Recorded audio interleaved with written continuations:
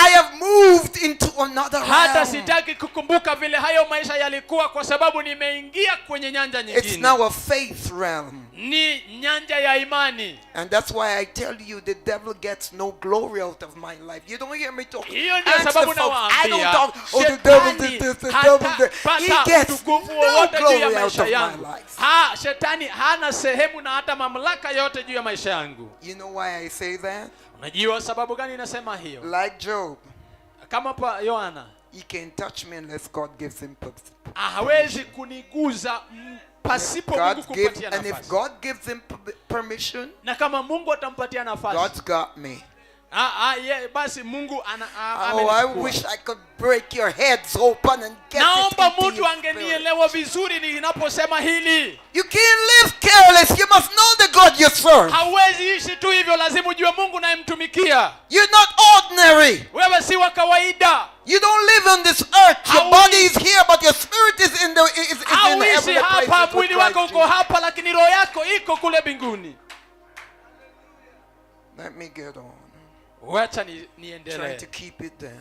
Nataka nikapate kuirudisha hapa. But it's in me. It's what I believe. Kwa sababu hii iko ndani It's yangu, what has haya kept ndio me maisha over ni. 60 years. Na hii ndio imenipeleka zaidi ya miaka 60. So I know it. I believe it with every fiber of my being. Kwa hivyo ninaijua na ninaiamini na chembe chembe yote ya mwili yangu. Hallelujah. Hallelujah. Glory to God. Tukufu kwa Mungu. See, these words of Paul was a simple plea from his heart. Najua I may know him. haya maneno ya Paulo yalikuwa kuamini toka moyoni mwake ya kwamba ili nikapate kumjua. Whether you can see it or not. Hata kama unaweza kaa sivyo. What Paul was praying for was a change of heart. Kile Paulo alikuwa anaombea ni mabadiliko ya kiroho. He wanted a heart that was transitioned from arrogance and personal righteousness to humility. Alikuwa anataka roho ambayo imebadilishwa toka hii ya kiburi na hata hii kukuwa na haki ya kivyako mpaka kuwa na unyenyekevu. When you go home, examine the scripture. Ukirudi nyumbani tafadhali soma hayo maandiko. Because he enunciated all that he was, and he says, but because it's a struggle. Alikuwa ameangalia yote yaliyokuwa kwake na akaona hapa ni mng'ang'ano, mpendwa, kuvuka ni mng'ang'ano.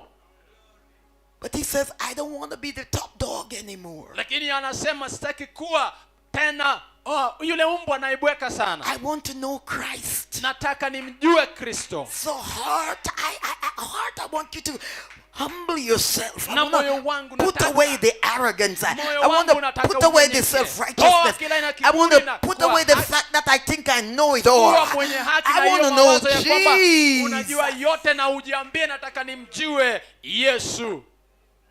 And he didn't just want to know him ordinarily. Na hakutaka tu kumjua kikawaida. He wanted a heart that now sought only the righteousness of God. Alikuwa anataka moyo ambao unawazia tu haki ya Mungu peke yake. He was seeking a righteousness that was unknown to the legalists. Alikuwa anatafuta ile haki ambayo haijulikani kwa wanaofuata sheria. The legalists, like the Pharisees, who once focused on their own self-righteous and their performance and their status in order to find peace with God. Wale wanaofuata sheria kama Mafarisayo ambao walikuwa wanataka tu haki, watendewe haki na kufuata sheria kikamilifu ili wawe na amani na Mungu. But now Paul only wanted Jesus, not self. Na sasa Paulo anamtaka tu Yesu bali sio nafsi.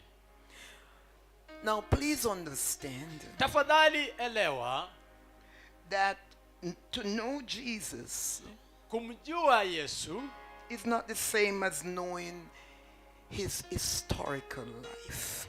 Sio kumjua Yesu sio pia vile vile kumjua kihistoria tu.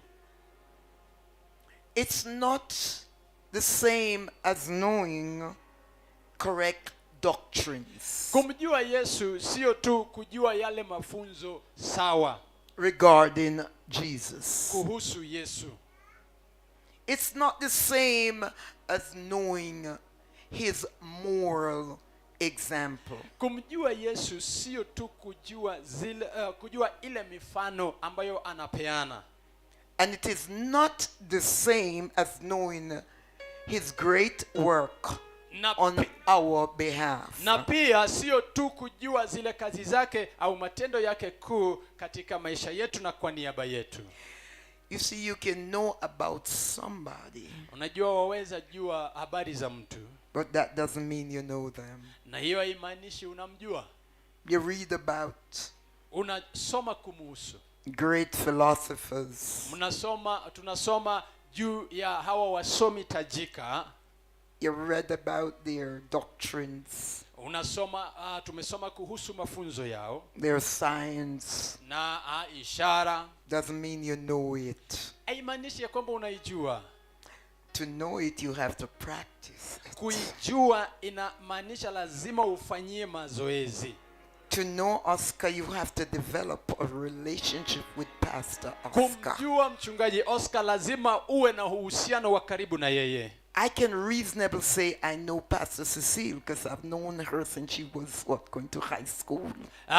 Naweza sema katika hali ya mamlaka ya kwamba namjua mchungaji Cecile kwa sababu We nilimjua have tangu aingie slept kwenye chuo together, kikuu. eat together, share Lala clothes. pamoja, We know tumekula each pamoja, other. We have a tumia nguo zetu. relationship. Tuna uhusiano. So you can't just come to church and hear what the preachers preach and say you know about Jesus. You know Jesus. No. Hawezi kuja tu kanisani na You've got usikize to mahubiri establish a kidogo, alafu relationship anza with kusema him unamjua Yesu. Lazima uwe na uhusiano na yeye. through daily prayer, Kupitia maombi ya kila siku. daily communication, Kuzungumza kila siku. reading of the words. Kusoma neno. You can't say you know Jesus by listening to these televangelists. Hauwezi sema wamjua Yesu kwa kupitia kutazama wahubiri wa kule kwenye runinga. Hello.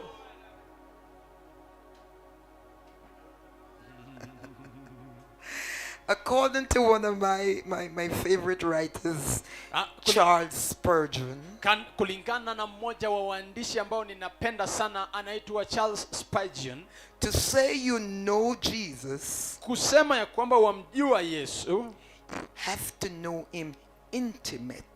lazima umjue kwa undani. Here is what Dr. Charles Spurgeon said.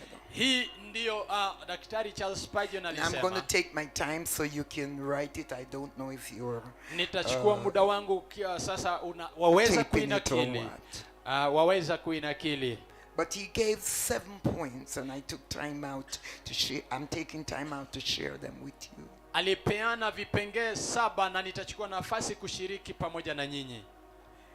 He says, they tell me he is a refiner, Wananiambia ya kwamba yeye ni mpepetaji, that he cleanses from spots. ya kwamba anasafisha toka kwa mawaa.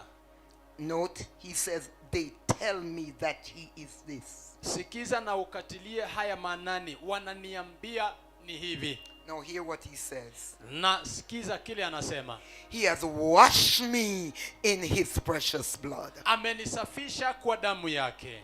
And it is to that extent that I know him. Na ni katika umbali huo ni